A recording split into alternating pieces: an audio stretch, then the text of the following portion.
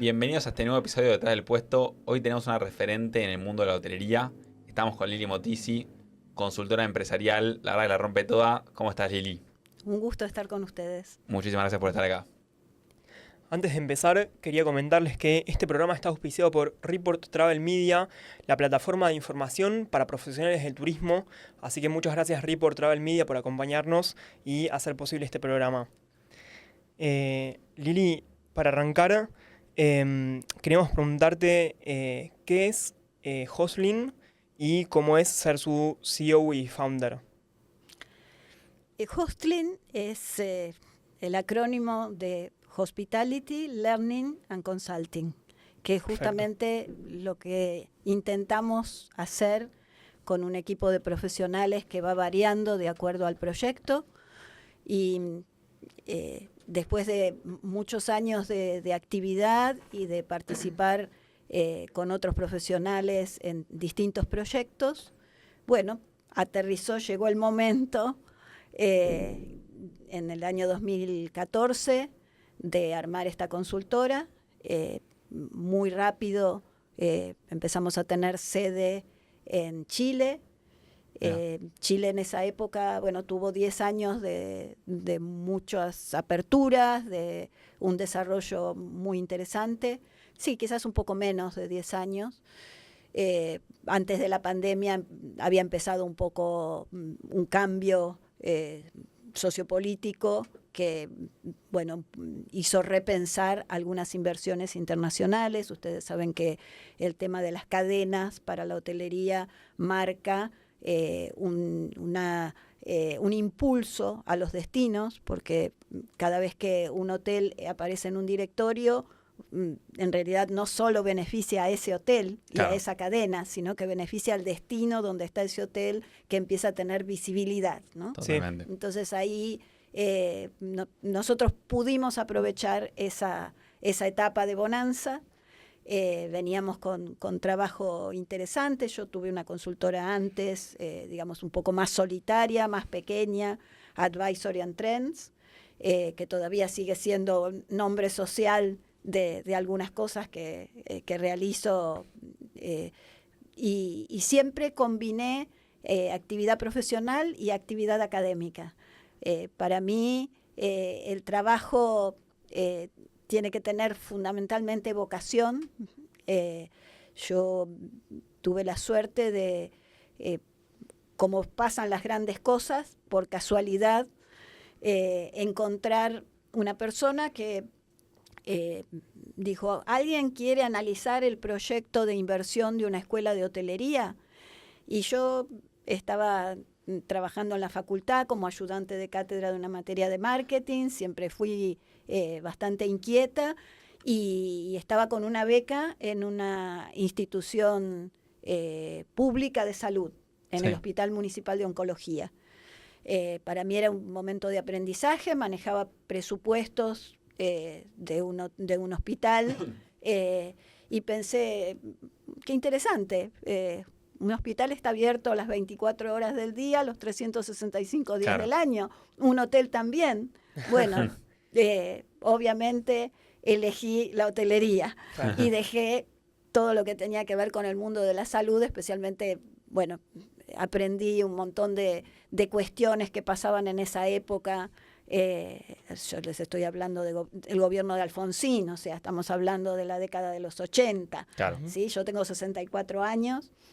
Y bueno, uno va descubriendo cosas y se va descubriendo internamente. Y yo creo que ahí hay una cuestión muy importante, que es el llamado de la vocación. No creo que haya gente que pueda hacer cosas desganado cuando realmente no siente esa llamita de interés, de atracción, y bueno, eso lleva a que uno esté dispuesto a pasar 20 horas haciendo algo porque tiene un objetivo claro y porque ese objetivo lleva implícito algo de uno interno. ¿Sí? Claro.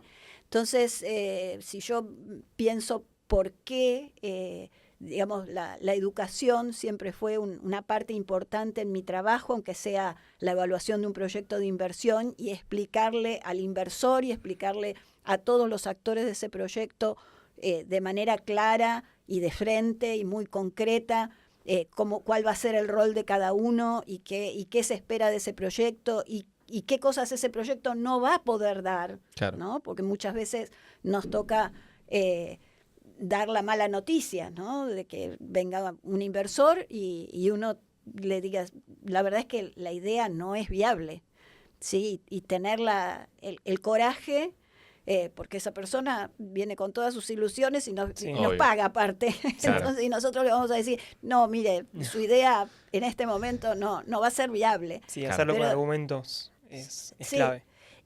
Pero eso también es educación. Sí. O sea, eso también es una transmisión de algo con convicción y que al otro lo va a marcar, ¿sí? Ujú.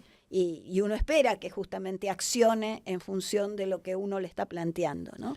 Entonces, Y- para entender, o sea, lo que hacen hoy en día es ayudar a hoteles, primero a hacer hoteles nuevos proyectos, Sí. y además a hoteles que ya existen Sí, y que los ayudan a mejorarlos. ¿Es así? sí, exacto. Sí. Perfecto. Sí, o sea, hay toda una etapa de formulación y evaluación de proyectos para proyectos nuevos o para ampliación de Claro. proyectos existentes, y después todo un tema de profesionalización de la hotelería, que la verdad es que hay mucho por hacer. Argentina tiene una multiplicidad de destinos impresionantes, pero hay mucho por hacer. Y bueno, hay una realidad generacional que después de la pandemia nos hemos dado cuenta que somos un sector difícil para atraer personal a la industria, porque hoy en día todos los chicos quieren ser nómadas digitales, ¿sí? Claro, sí. Influencers, TikTokers. Bueno, la hotelería necesita muchas horas de trabajo presencial, por lo menos en sus cuadros operativos y también en sus cuadros gerenciales, ¿sí? Quizás hay una franja media de ciertas actividades más administrativas donde uno podría obviar la presencialidad, pero bueno, a veces es todavía una industria con mucho recorrido para optimizar sus resultados. Claro. Y lo que sí nos dimos cuenta, para el lado bueno, es que es una actividad muy resiliente, porque con el parate terrible que tuvimos en la pandemia, no solo se recompuso, sino que es un auge. Todo el Sí, mundo totalmente. tiene como aspiracional viajar, ¿sí? Total. Y tener experiencias, ¿sí? Entonces ahí ayudamos a las empresas a que armen esas experiencias. Siempre, claro, yo soy licenciada en administración, entonces yo siempre digo, para mí un hotel es un flujo de caja con un inevitable componente inmobiliario, pero la verdad es que no siempre es inevitable el componente inmobiliario, porque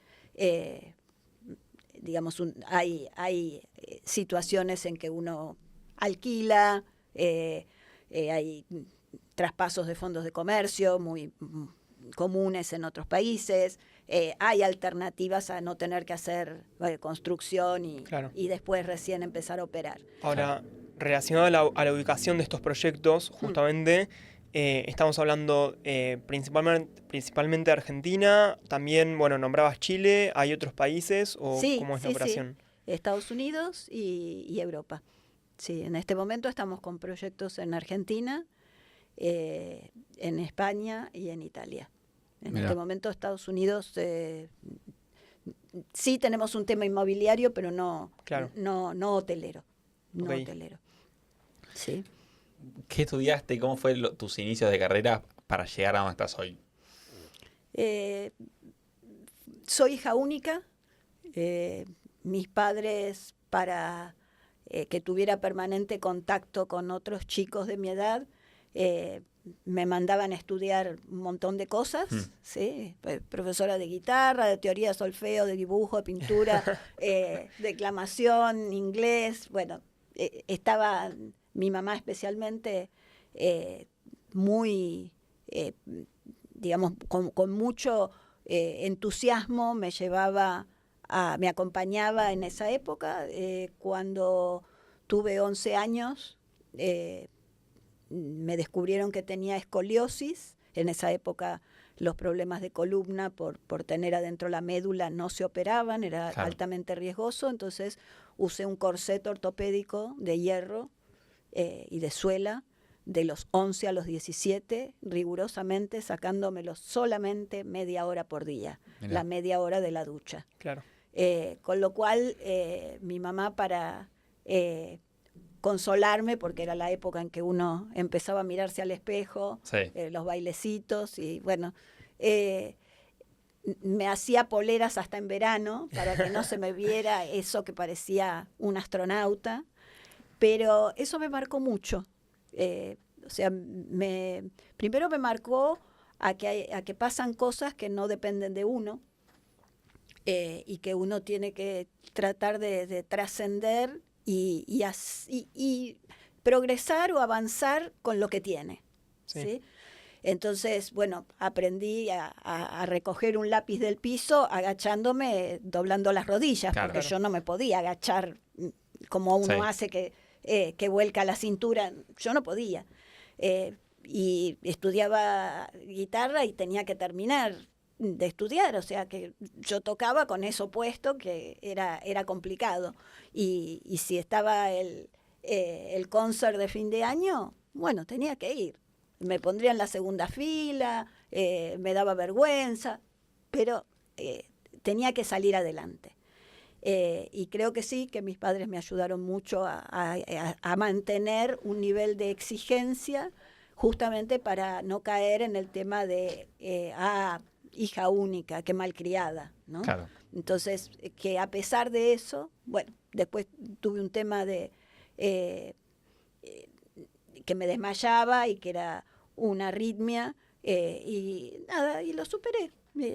Y fui buena alumna, tenía esa exigencia familiar, y entré a la Universidad de Buenos Aires a estudiar Ciencias Económicas, un poco con el mandato de la carrera de contador, que era la tradicional, digamos, era abogacía, contador, médico, esas eran las carreras más tradicionales. Para varones más ingeniería, arquitectura, todavía no había una participación de las mujeres en ese tipo de carreras, o era mínima. Y bueno, yo me di cuenta que no me gustaba la carrera de contador, pero no me animaba a decirlo. Claro. Entonces iba mechando alguna materia de la licenciatura en administración que me parecía más humanística, más variada, más interesante, no sé, bueno. Yo veía en la contabilidad otro corset. Sí, era algo rígido, mecánico, y yo no quería eso. ¿Y tus papás sabían que en paralelo estabas metiendo materias de administración? No. Okay. No, para nada. Bueno, me recibí de licenciada en administración y soy un horrible ejemplo, porque me faltan 3 materias para ser contadora que no voy a hacer nunca. O sea, voluntariamente hice después un posgrado en dirección estratégica y planeamiento empresario. Después, muchos años después, hice una maestría en educación, el doctorado en ciencias económicas, pero eso no lo voy a hacer. Claro. O sea, creo que uno tiene que tener muy en claro para qué sirve y para qué no sirve, qué cosas lo conmueven, ¿sí? Que por ahí es un tema que a mí me preocupa mucho de la gente joven, que las cosas le resbalan mucho, que no, como que no se comprometen, pero justamente porque no se conmueven. Claro. Sí, yo creo que sí se comprometen muchísimo cuando encuentran el movilizador, ¿sí? El disparador. A veces es difícil encontrarlo y a veces también capaz. Sí, pero me parece que hay una cuenta pendiente de los sistemas educativos en no tener ese concepto de que hay que ayudar a buscar la vocación. Claro. ¿Sí? Creo también que hoy hay demasiadas carreras, entonces cuando alguien tiene que elegir, no sabe qué elegir, porque hay muchas carreras muy parecidas, pero Sí, que te en el mareas. fondo no La son, verdad. y eso ha abierto el espacio a que aparecieran instituciones educativas que no tienen formato, que son amorfas, y Claro. que cada uno elige el trayecto, como Udemy, como Singularity. Bueno, el problema después es para el selector, porque el selector no va a salir a buscar un contador, ¿sí? O un contador especializado en contabilidad hotelera, porque no lo va a encontrar. Va a tener que buscar esas competencias que va a necesitar alguien que va a tener que resolver X problema. Totalmente. Pero no estamos acostumbrados a mirar las cosas así. Y creo que por eso una ventaja muy grande para tener logros en la profesión es partir de algo que a uno le guste, que uno esté convencido, que no esté pensando en que, bueno, es el sueldo o es el mandato familiar. Me parece que ahí hay una clave. Y en tu caso, ¿por qué buscaste tanta formación académica? Porque digo, una carrera completa y otra casi, y nombrabas varios másters, especializaciones. ¿Cómo fue esa búsqueda? ¿Por qué fuiste para ese lado?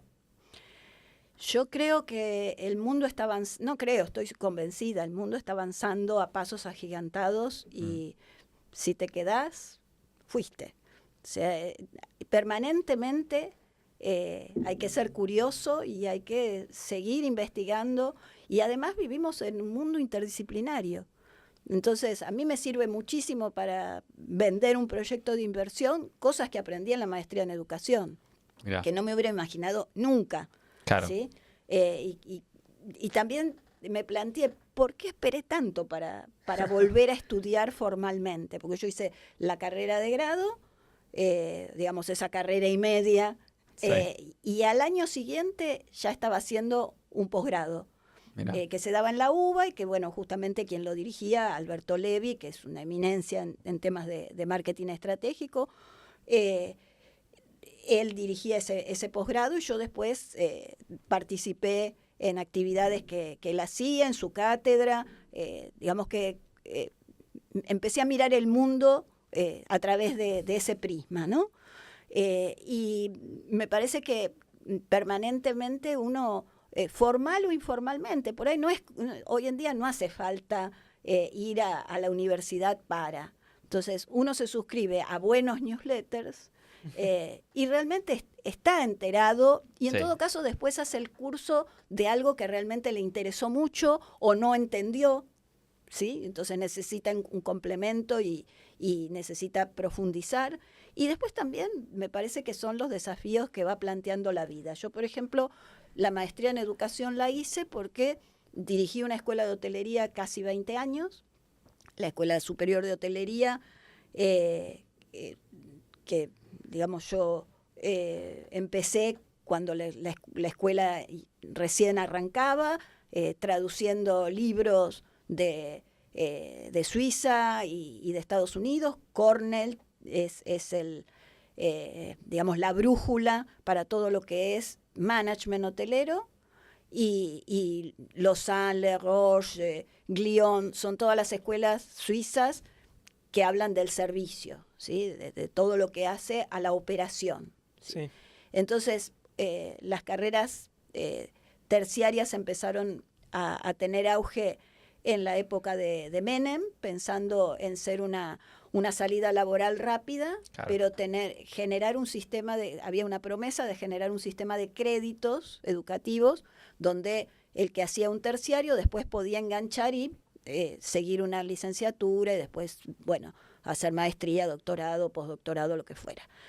Eso no se dio, lamentablemente. Entonces, bueno, yo en la Escuela Superior de Hotelería, en un momento, después de haber dirigido carreras y estar muy identificada con la institución, que era auspiciada por la Asociación de Hoteles de Turismo, la HT, que es la que nuclea los hoteles 4 y 5 estrellas de la República Argentina. Mirá. Bueno, en ese momento me ofrecen ser rectora, pero yo no tenía título docente y sin embargo en la facultad tenía ya más de 15 años de carrera docente, porque había entrado como ayudante Sí. de Levi y después había dado materias en muchas universidades. Yo creo que hoy, si hago la cuenta, yo debo haber tenido fácil 8.000 alumnos. O sea, Mirá, computados una 8.000 locura. seguro. Y creo que algunos más. Porque en una época daban muchísimas horas de clase. Y los cursos eran masivos. O sea, entraron a un curso de 130 alumnos. ¿Sí? Con 1,50 m, 1,60 m en realidad. Pero, digamos, tenía mucha participación, mucha exposición. Y me di cuenta que tenía que arrancar un poco de cero, porque lo que yo decía que sí, me iba bien y tenía muy buena relación con mis alumnos y con las instituciones, pero había toda una parte de formación que a mí me faltaba. Claro. Y disfruté muchísimo la maestría. Después, el doctorado fue otra situación. O sea, yo dejé de trabajar con un grupo profesional y dije, tenía que arrancar de vuelta y en ese momento decidí que de alguna manera me iba a dar fuerza refugiarme un poco en el estudio. Y la verdad que lo disfruté mucho y fue interesante. Volví a la UBA, que mi maestría la hice en la Universidad de San Andrés, o sea, venía de un formato distinto. Cuando terminé la maestría me planteé si no hacía el doctorado en educación, en lugar de doctorado en ciencias económicas, y una directora muy inteligente me dijo, no, tu perfil es empresarial, y sí, o sea, yo nunca me moví en otro mundo, claro, que no fuera, digamos que era al revés, yo transmito mi experiencia profesional en la academia, no de la academia a la empresa, claro. Es al revés. Sí, ¿sí? Y fuiste como completando tu perfil profesional viendo qué te faltaba en cada momento, digamos. Y también adaptándome a los momentos, porque tuve también un parate muy fuerte, como tuvimos todos los profesionales de turismo en la pandemia, y me ofrecieron, me das una mano en un proyecto, pero que tiene que ver con el mundo del real estate, y sí, y claro, participé en una actividad de un grupo empresarial en Estados Unidos, en temas de administración de propiedades en Detroit. O sea, y cómo me lo tomé, o cómo dije, cómo hago el salto a algo que para mí era otro mundo, y siendo grande, porque la pandemia fue hace unos pocos años, pensando qué tienen en común, qué puedo capitalizar de lo que yo sé para este tipo de proyectos. Era administrar casas, y pensé, no es tan distinto de administrar habitaciones. Está bueno ese cambio, que más van a ser algo relacionado, aunque no, sí, pero que se pueda llevar a ese ámbito. Hay una cosa que es muy importante, y me parece que especialmente es importante para el que es muy exigente. El que es muy exigente quiere tener control de todas las variables, y recién ahí se anima a dar el salto. Y la realidad no tiene que ser así. Uno se tiene que animar a dar el salto cuando realmente lo siente, aunque no tenga todo tan alineado, porque es muy difícil que todo se dé y que todo llegue. Y posiblemente, si uno espera tener todas esas variables controladas, cuando llegó tarde. Entonces hay que animarse al arranque, no a la improvisación. No me voy a la otra punta. Claro. ¿Sí? A tener ciertas variables analizadas, controladas, ordenadas, pero no todas. Después uno va acomodando, porque la realidad también va cambiando. Entonces, si uno espera, llegó tarde. Y además, ¿sí?, es difícil que se alinee todo para lanzar. Imposible. O para... Imposible. Entonces, uno va aprendiendo además, y ese aprendizaje da confianza. Sí. Yo creo que también, mira, diciéndolo en voz alta, como dicen los psicólogos, uno empieza a entender, ¿no? El tema de por qué en distintos momentos de la vida volví a los libros o volví a lo académico, muy formal y muy comprometido, y creo que es justamente porque te da nuevas herramientas y uno sale fortalecido, y eso te da entusiasmo para te sentís más seguro. Claro. ¿Sí? También es cierto que ha habido épocas donde el papelito, el título de formación de cierto nivel de instituciones era definitorio. Hoy no. Totalmente. Y acá surge una duda, en tantos años de experiencia con hoteles y demás, ¿qué ves de cambios o de similitudes y diferencias desde cuando arrancaste a hoy? Todo, cambió todo. Yo veo que cambió para bien. La industria está mucho más profesionalizada. Hay un mejoramiento sin duda en todo lo que tiene que ver con la experiencia y un perfeccionamiento porque hay una especialización. O sea, Claro. es zapatero a tus zapatos. El que es dueño de la tierra es uno, el que arma el desarrollo es otro, el que se ocupa de la operación es otro, el que se ocupa de la comercialización es otro. Está más especializado. Sí, totalmente especializado. Y el que no está especializado le cuesta mucho competir con el que está especializado. Claro. Por eso el auge de la pertenencia a las cadenas. O sea, ¿por qué solo o acompañado? ¿No? ¿Por qué uno le va a dar parte de su resultado a una cadena? Y porque no es fácil para un hotel independiente competir con monstruos. Claro. ¿Sí? Entonces, esos monstruos tienen los procesos totalmente aceitados. Y por supuesto que tienen riesgo, pero lo tienen mucho más acotado. Entonces, el inversor independiente tiene que correr con un riesgo, tiene que estar muy seguro. Y bueno, por eso los hoteles boutique, los que subsisten, son aquellos que tienen variables distintivas muy marcadas. Claro. ¿Sí?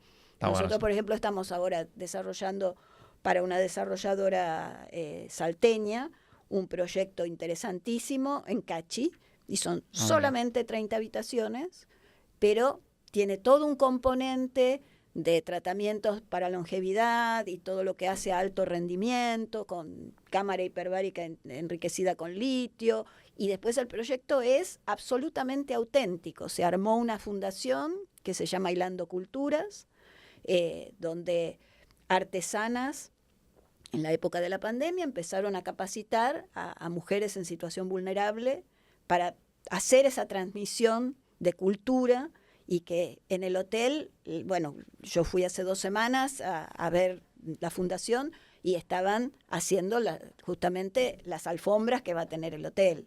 Mirá. O sea, todo va a ser genuino. Claro. ¿Sí?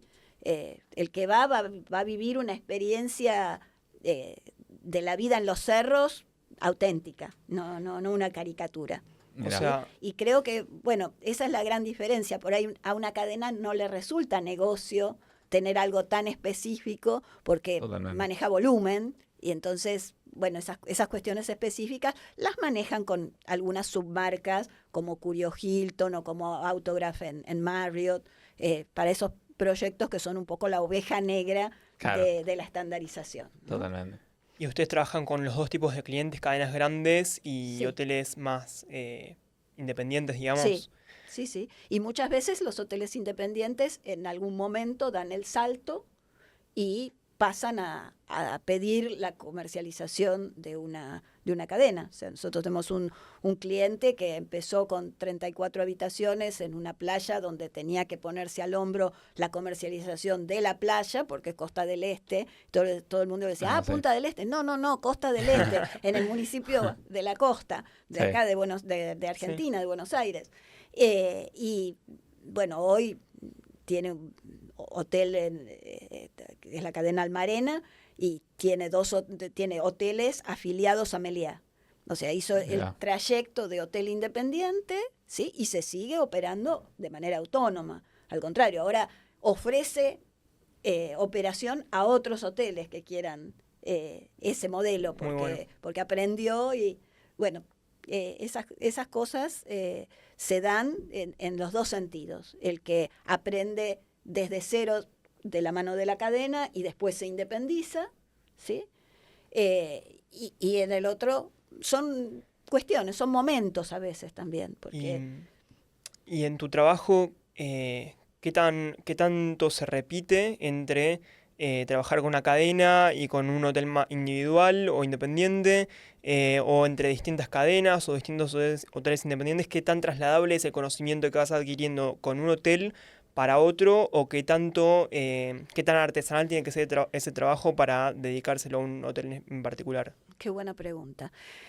A ver, cada hotel es único y uno tiene que analizar cómo puede optimizar el rendimiento de ese inversor que está poniendo millones de dólares y que es una inversión lenta, ¿sí? Okay. O sea, se recupera en no menos de 7 años. O sea, es lenta. Con lo cual hay que tratar de mantener la mayor cantidad de variables controladas y uno tiene que ver si la cadena le va a agregar valor y qué cadena le va a agregar más valor. Sí, ese es un poco el análisis. Sí hay ciertas cosas que uno va aprendiendo y se quema en una situación y aprende, o por ahí a veces no es que le fue mal, pero que si lo piensa y lo tuviera que hacer de vuelta, lo haría diferente. ¿Sí? Totalmente. Hay mucha personalización en el trabajo de concepción del proyecto. El proyecto siempre empieza por un tema conceptual, de pensar qué para quién. Es un poco lo que hace cualquier investigador de desarrollo de producto, pero en una cuestión mucho más difícil porque es servicio, ¿sí? Entonces ahí es como más complicado. Claro, totalmente. ¿Y qué tecnologías ves hoy que están revolucionando el sector, o qué está pasando o qué va a pasar en términos de tecnología en hoteles? Está cambiando muchísimo todo para quien ya tiene una estructura mental de procesos. Yo creo que hubo un salto de aceptación de la importancia de la tecnología en la industria justamente en la pandemia. Claro. En la pandemia hubo que agregarle tecnología a muchos procesos para quitar el contacto físico, que era el riesgoso, y nos tuvimos que amigar con la tecnología porque era como, no, la gente quiere ver gente. Pero además hay una cuestión hoy de número. O sea, yo viví un mundo en el que, por ejemplo, un hotel de 200 habitaciones por ahí tenía 450 empleados. Hoy esa ecuación no va al precipicio. Sí. ¿Sí? Entonces, hoy se manejan las cosas muy diferentes. Y hoy, aparte, yo creo que hay una conciencia más generalizada de que hay que usar las ayudas que sea. En lo personal, si el que tiene que usar, necesidad de un psicólogo, que se apoye en el psicólogo, el que tiene una necesidad de un nutricionista, y el que tiene la necesidad de sacar un informe en 5 minutos, usa inteligencia artificial. Claro. O sea, no lo dudes. El tema es saber bien usar la tecnología, ¿sí? O sea, para poder realmente sacarle beneficio, porque si la uso mal, lo que me va a sacar va a ser un informe poco confiable.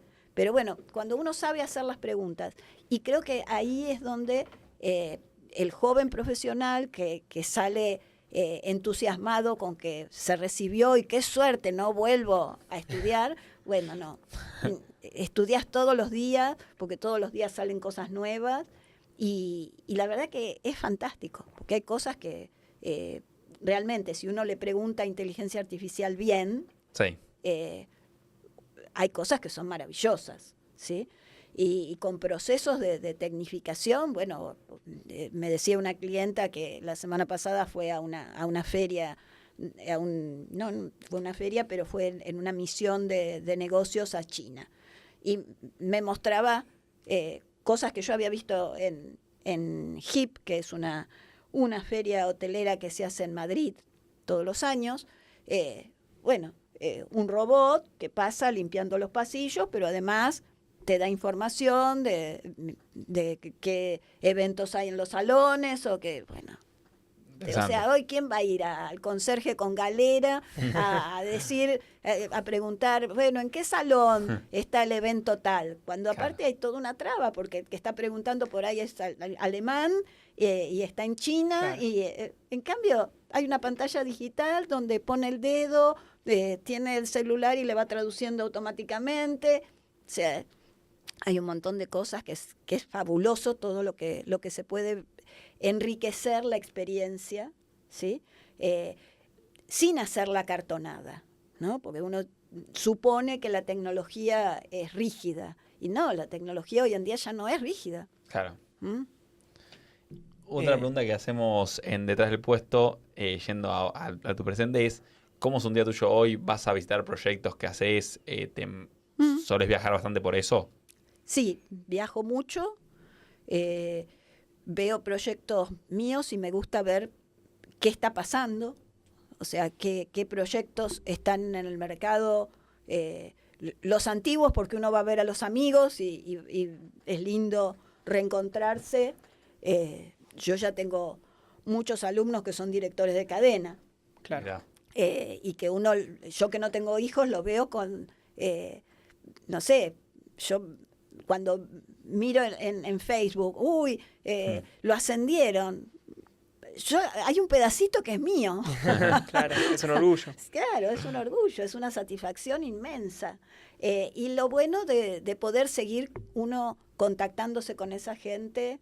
Ayer, por ejemplo, yo tomé un café con el director, el responsable de calidad de atención al visitante de Temaiken, ¿sí? Que es Augusto Meijide. Y Augusto debe hacer 40 años que lo conozco. O sea, lo conozco desde sus 18 años. Mirá. ¿Sí? Y ha trabajado en capacitación en faena, ha trabajado en el front del Hyatt, que hoy es Four Seasons, ha trabajado en el Ministerio de Turismo, o sea, con una experiencia variadísima, que uno puede hablar de todo, que tenemos un montón de gente en común. Sí, yo siempre compartí mucho la vida personal y la vida laboral. Creo que también esa fue una ventaja, ¿no? No tuve dos mundos separados. Siempre mantuve una relación bastante fluida con la gente, de generar un vínculo de largo plazo. ¿Sí? Y en ese trabajo que te tomás de visitar proyectos nuevos, que no necesariamente son tuyos, ¿cómo descubrís esas cosas, esas nuevas tendencias o esos nuevos proyectos que por ahí se diferencian un poco y donde podés también abrir vos un poco la cabeza y aprender de cosas nuevas? ¿Cómo se descubre eso?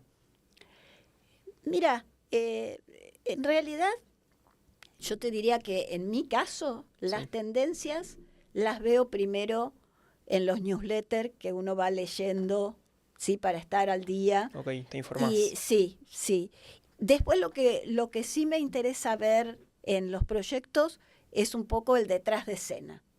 Bueno, ¿y quién fue el interiorista? ¿Y por qué este interiorismo funciona también en este tipo de proyectos? Por ejemplo, el lunes fuimos con una inversora, nos tomamos un avión a la mañana, volvimos ayer a la mañana a Mendoza. Y estuvimos recorriendo con un arquitecto de una trayectoria espectacular, el arquitecto Mario Jansson, que ha hecho bodegas, hoteles, todo lo que tiene que ver con el mundo del vino, en la materialidad, tiene el sello de Mario Jansson. Y estuvimos recorriendo, bueno, fuimos a ver una tierra específica, pero lo importante era justamente ver cómo se está desplegando ese mundo, Claro. qué oportunidades de negocio hay. Quizás me llaman la atención a veces algunos comentarios que uno va a ver por ahí edificio, va a ver a la gente, ¿sí? Y por ahí a veces se sorprende con cuestiones que tienen que ver con los huéspedes, ¿no? Claro. O sea, ¿qué gente va a esos hoteles? ¿Sí? Totalmente. Y hoy en día hay muchos grupos de chicos jóvenes que dicen, bueno, vamos a bodegas, qué divertido, qué buen plan.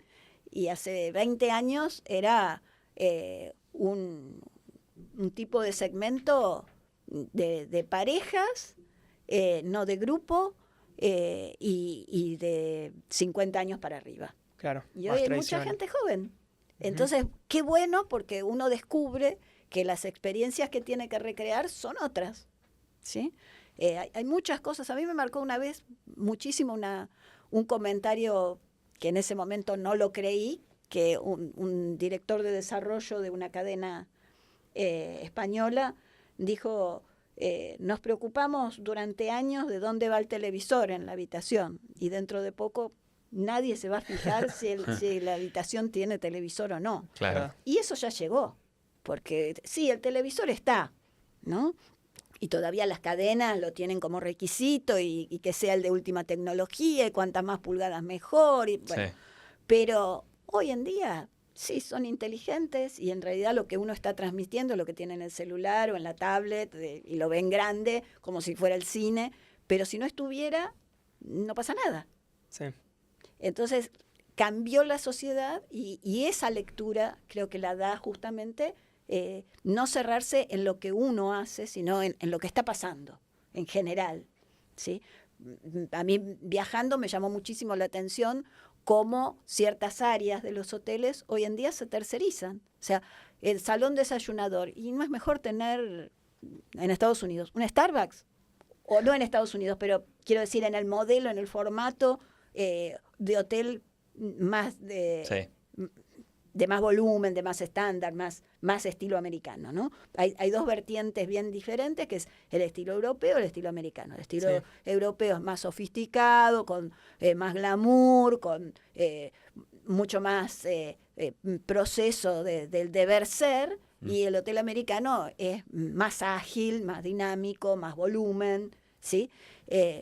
Pero hoy gimnasios, o sea, tengo la marca de algo que ya funciona, ya sé, me asocio a esa idea, es lo y que me saqué un decías, problema. Lo que decías de especializarse. Sí, yo creo que hay una vuelta zapatero a tu zapato. Vos dedicate, ¿cuál es el core business de un hotel? Habitaciones con desayuno, punto. Lo demás es todo complementario. Claro. Puedo no tenerlo, el típico all suites, ¿no? Pero en eso tengo que ser bueno. En eso tengo que sacarle el mejor provecho. Después, ¿cuál fue el proyecto que más inversión tuvo y de qué era el hotel? El proyecto que más inversión tuvo... O uno de los que más recuerdes con admiración. No, Hilton fue un proyecto importante, Hilton de Buenos Aires, y bueno, y chapó al propietario que lo hizo, que fue el que donó el Puente de la Mujer. Claro. ¿Sí? Que la ciudad no lo tiene muy en cuenta. ¿Sí? González, que fue un pionero en la industria de la televisión por cable, bueno, decide hacer el Hotel Hilton en un lugar que era un páramo, porque recién empezaba Puerto Madero, estaba vacío, pero Argentina en ese momento se había postulado a hacer Olimpiadas, a hacer sede olímpica. Bueno, no salió sede olímpica, pero un poco fue el móvil de comprar ese terreno que estaba muy bien ubicado, y bueno, le agregó un componente difícil de superar porque el terreno se había pagado demasiado. Mirá. Entonces era todo un tema. Y bueno, el compromiso era iniciar con el cambio de siglo, y bueno, el hotel inició con la fiesta de Canal 13 del cambio de siglo, pero el dueño tuvo un problema de salud y no llegó a ver el hotel terminado. Mira. Falleció antes. Sí, creo que esa fue una participación mínima. Mi participación era mínima ahí. Pero después, bueno, cuando participamos en la selección del personal de lo que hoy es Four Seasons, de Hyatt, ¿sí? Y conocer a Massimo Ianni, que fue el gerente más joven de la cadena Hyatt, que fue el gerente que se eligió para esa propiedad, fue importante para mí y fue importante para la ciudad. Ahí fue un quiebre. O sea, el primer quiebre fue cuando llega Sheraton a la Argentina, en la época de la dictadura, y después, en la década del 90, el tema de la llegada de Hyatt en lo que hoy es Four Seasons. fue un cambio muy fuerte. Y ahí fue un aterrizaje de cadenas internacionales que, digamos, hicieron que el hotelero tradicional argentino de familia se diera cuenta que había que profesionalizar. Entonces el auge de las escuelas de hotelería, después el auge de las carreras universitarias de hotelería y la cuenta pendiente de que hoy ni las carreras universitarias ni las carreras terciarias le dan al sector lo que el sector necesita. Entonces a veces algún programa de escuelas de negocios más aterrizado a gente que tenga más claro lo que quiere y no que crea que estudie hotelería porque qué lindo que es viajar. Claro. ¿No? Sí. Justamente por eso te iba a preguntar, ¿qué tipo de profesionales necesita la industria del turismo hoy? ¿Qué es lo que hace falta? Lo primero que hace, bueno, volvemos al inicio de la charla, vocación, ¿no? Sí. No, la vocación de servicio es fundamental, porque es una actividad de equipo. Entonces uno dice, bueno, pero el que maneja el depósito no necesita. Sí necesita, porque tiene que tener una agilidad para responder rapidísimo, Claro. porque de ese va a depender que el restaurante esté entregando el plato como corresponde y en tiempo y forma, ¿no? Sí. Entonces hay un montón de cosas que no se ven y que realmente hacen a que el negocio funcione y que realmente las cosas salgan bien. Pero muchísimas profesiones, nutricionistas, ingenieros, o sea, necesitas un ingeniero de mantenimiento hoy en día con mucho conocimiento de sustentabilidad, porque todo el consumo de energías es impresionante, tener en cuenta el volumen de residuos que genera, son 4,5 kilos por habitación de desecho, porque come, porque vive, porque hay que limpiar esa habitación. O sea, sí. Si no tuviste en cuenta que tiene que haber un lugar donde se deposite eso hasta que viene la empresa a retirar los residuos, es un problema serio. Claro. Bueno, hay profesionales de todo, pero sí, hoy en día hay formación. Quizás la parte de operación es todavía lo que más falta profesionalizar con altura, ¿no? Que no sea una cuestión de, bueno, no sabe hacer otra cosa y entonces le enseño. No, sino que esté altamente profesionalizado porque son los más importantes. Claro. ¿Y por qué hoy en día esas carreras de turismo no están a la vanguardia, no están...? Porque no tienen tanta relación con la realidad concreta, con el sector. Mira. En la década del 90, cuando aparecieron las carreras de hotelería, el régimen de pasantías que sentíamos como que era sumamente esclavizante, porque no era pago y porque por ahí tenían a un chico 2 meses pelando papas, lo que veía a lo largo de esos 2 meses pelando papas era enriquecedor. Sí. Hoy en día está todo tan limitado que no lo podés tener y que el acoso laboral y que hay toda una cuestión en que no se generan semilleros. Antes un selector de recursos humanos tenía una cantidad de gente que ya había pasado por el hotel y que había probado su vocación y que mucha gente decía, no, esto no es para mí. ¿Sí? Porque habían idealizado o porque las escuelas le habían vendido o le habíamos vendido cosas que no eran tan así. A veces uno escuchaba el speech de alguien que estaba en una feria para vocacional para temas de las carreras bueno, a ver dónde van a estudiar los chicos que terminan 5º año, y los chicos se creían que entraban en 1er año y que ya después iban a ser dueños de un hotel. Claro. Entonces, no, mirá, esto es el paso a paso. Fíjate, un médico empieza a hacer trabajos que en las residencias hace algo más parecido a una enfermería que a un médico. Total. Y bueno, son derechos de piso, de aprendizaje, pero bueno. Y en tu visión, ¿cuál es el verdadero lujo de la hotelería en el siglo XXI? La experiencia. No, la gente no compra espejitos de colores, marcas.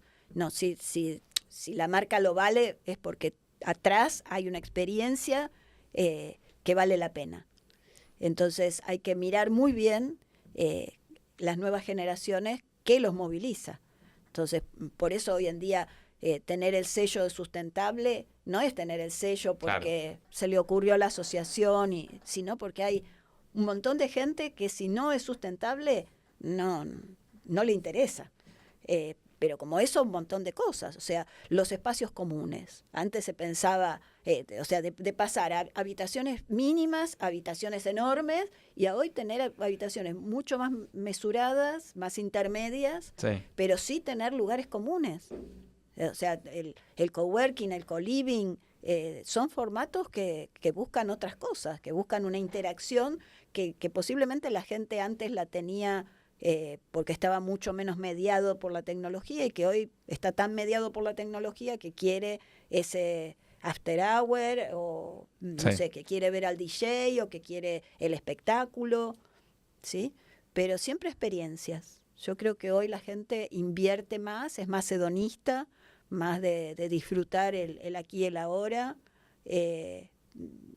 Por eso a veces cuando uno es un poco exigente o workaholic, enseguida te dicen cómprate una vida y duele un montón, pero es cierto. O sea, nosotros damos unos cursos para la Asociación de Hoteles de Turismo que se llama Convivir con Centennials, empezamos con Millennials, pero bueno, y no morir en el intento, ¿no?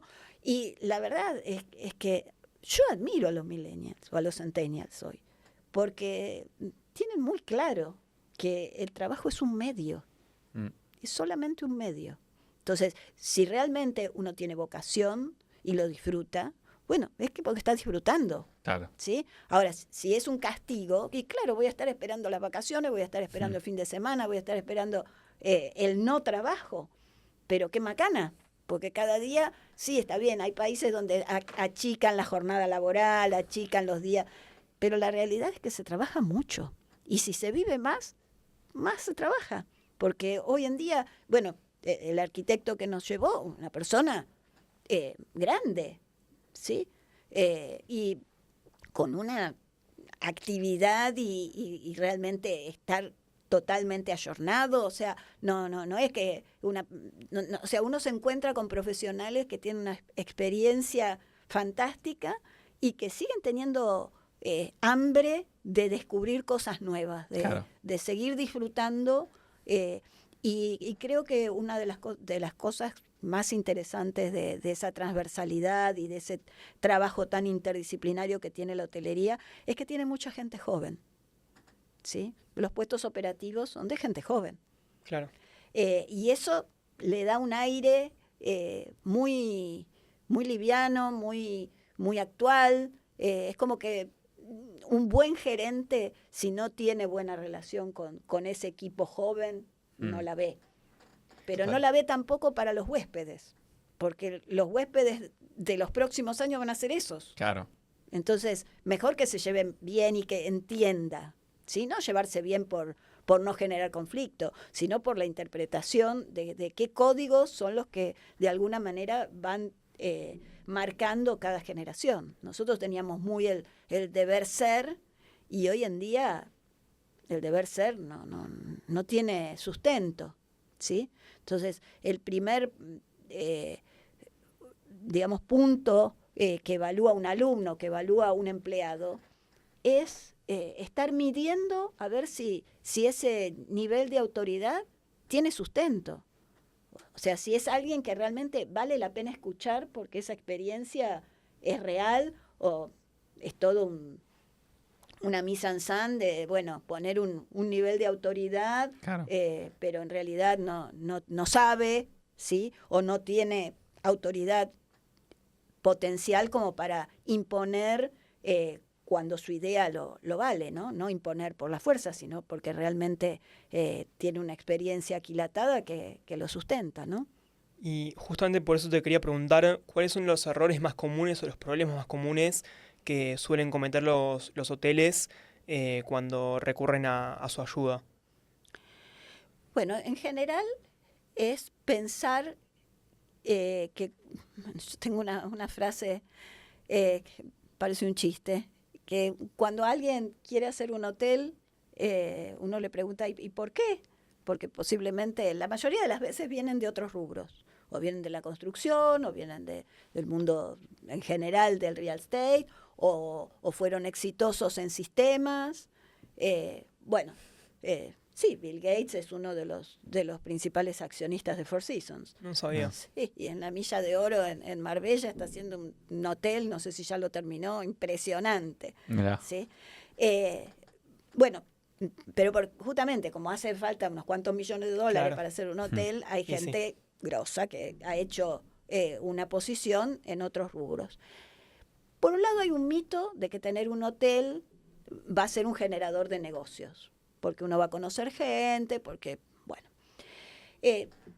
todo depende de qué participación relativa vaya a tener ese propietario en la vida cotidiana de saber quién está alojado, porque muchas veces, estoy segura que Bill Gates no sabe quiénes están alojados en ninguno de sus hoteles, ¿sí? Está en otra cosa. Ahora, el tema, un tema muy que se plantea muchas veces es que cuando uno pregunta ¿y por qué quiere hacer un hotel? Le dice, no, es que yo viajé mucho, entonces menos mal que no se le ocurre ser cirujano porque se haya operado muchas veces. O sea, no tiene nada que ver. Viajó y lo vio de afuera, Claro. no lo vio de adentro. No, o sea, es tan distinto, ¿sí? Entonces, hay un error de pensar de que alguien que es hospitalario en su casa tiene todas las herramientas para tener un buen negocio hotelero. No. Y peor si dice, mi hotel brinda un servicio tan bueno como estar en mi casa. La verdad que para estar en mi casa no le pago al hotel. O sea, el hotel me tiene que brindar una experiencia totalmente diferente, Claro. superadora. Algo memorable, que no sea como el día a día. Claro. Entonces, tengo que armar el manual de la experiencia que yo quiero transmitir. Bueno, ¿con qué lo quiero conquistar? ¿Con qué lo quiero convencer de que esto vale la pena? Perfecto. Y ese es un error. El error de pensar que porque uno viajó o porque uno tiene ciertas habilidades para hacer que la gente esté agradable en una casa, después va a tener una empresa exitosa. Es un rompecabezas muy grande de armar un proyecto hotelero donde, tiene que ser paciente, muchas veces también es culpa de quien lo acompaña pensar que el hotel es una mina de oro. Claro. ¿Sí? No es así. O que todos los hoteles tienen un origen fraudulento, Claro. ¿sí? Que se hace un lavado de dinero impresionante. Y no, la verdad que no. Y menos con cadenas donde realmente todo queda registrado, los sistemas, los PMS, los sistemas hoteleros son realmente invulnerables, son una garantía justamente para que todo va a ser en blanco, todo va a estar registrado, o sea, no pasa por ahí. Claro. Pero me parece que esos son errores gruesos. Y después creer que en 3 años recuperé la inversión y me hice millonario. Eso no existe. Excelente. Bueno, No. desmitificaste varias cosas ahí, así que estuvo bueno. Ya queda muy poquito tiempo, así que para terminar, vamos primero con un ping-pong rápido de respuestas cortas. ¿Algún hotel que te haya volado la cabeza? El Mandarin Oriental de Chicago me encantó. Mirá. Es un hotel muy señorial, pero la verdad que entre la ubicación, la decoración, el servicio, los amenities, impresionante, me encantó. Después un hotel chiquito en Ginebra, súper tecnológico, habitaciones mínimas, era un momento donde estaba muy caro Ginebra. Sí. Y mucha ocupación, y fuimos a un hotel que la verdad que me llamó mucho la atención, muy moderno, era realmente pequeño, estaba muy bien aprovechado todo, un diseño impresionante y mucha tecnología, muchísima tecnología. El lobby te volaba la cabeza, era una mesa redonda, toda con pantallas, y podías hacer el check-in y el check-out solo. Después, bueno, en los pasillos pasaba el robotito Sí. limpiando. Bueno. Eso es como más común, ¿no? Ahora. Claro. Pero sí, esos 2 hoteles me llamaron la atención. Y después de Excelente. Argentina, bueno, de Argentina los que vienen. En su Muy bien. momento el de Almarena me gustó mucho, 34 habitaciones, todas al mar, con su Nespresso, con su reposera, con su bicicleta, o sea, muchos servicios. A mí me gusta eso, Perfecto. que la gente tenga alternativas. ¿Y a quién recomendás para que venga al podcast para que esté acá sentada en tu silla? Juan Hippoliti y Magdalena Day, sin duda. Sí, son 2 jóvenes hacedores, comprometidos, buena gente, con una cabeza totalmente alineada en todo sentido. Sí, yo creo que van a marcar. Almarena ya lo está marcando, ya tiene sus 10 años y un recorrido interesante, viniendo del mundo de las finanzas, que es un mundo muy antagónico al mundo hotelero, y Magdalena Day del mundo del real estate a una hotelería una hotelería con propósito, muy, muy claro lo que quiere. Excelente. Dale, anotamos. Muchísimas gracias, Lili, por venir. Gracias a ustedes. La verdad estuvo muy bueno, aprendimos muchas cosas, nos llevamos cosas para aprender. La verdad que sí, estuvo buenísimo. Podríamos seguir charlando 1 hora más tranquilamente, así que nada, A mí se muchas me gracias pasó por venir. rapidísimo. Sí. La verdad que sí, nosotros también. Bueno, y le queríamos agradecer nuevamente a Report Travel Media por auspiciar este programa. Les queremos recordar que los pueden seguir en sus redes sociales, Report News Argentina, tanto en Instagram como en Facebook. Y bueno, muchas gracias por escuchar o ver. ¿Se puede agregar algo? Sí. ¿Sí? ¿Se puede agregar Sí. algo? ¿Sí? Sí. Bien. Bueno, a mí como Report tiene una presencia latinoamericana, hablé de cosas que profesionalmente hago acá, pero la verdad que no me gustaría terminar sin contar que estamos con proyectos muy interesantes en Córdoba, Andalucía, en un campo de cerdo ibérico, Mirá. donde estamos haciendo un hotel, cabañas y 25 fincas de 10 hectáreas cada una. Y en Gran proyecto. Cuenca, en una cancha de golf. Cuenca es un patrimonio histórico mundial, a 50 minutos de Madrid, en el tren de alta velocidad. Y ahí estamos haciendo un senior living para mayores de 55. Bajan mucho los nórdicos a España, Italia, Claro. Portugal. Buen clima, buena comida, barato, Sí. divertido. Totalmente. ¿Sí? Y en Venecia, en Jesolo, también en una cancha de golf, también un desarrollo interesante, queda a 15 minutos de Venecia. Lindos proyectos. Lindo. Sí, lindos Tremendo. proyectos, lindos. Y raros, son raros, apuntan a la Europa despoblada. Mirá. Así Tremendo. que le dan un plan B al chico americano, latinoamericano que tenga la ciudadanía, tiene el pasaporte y no sabe qué hacer. Bueno, que vaya a trabajar a un pueblo que va a encontrar una experiencia interesante. Excelente. Está bueno ese nicho. Muchísimas gracias. Bueno, Claro que sí. muchas Nuevamente. gracias, Lili, por venir. No, gracias a ustedes.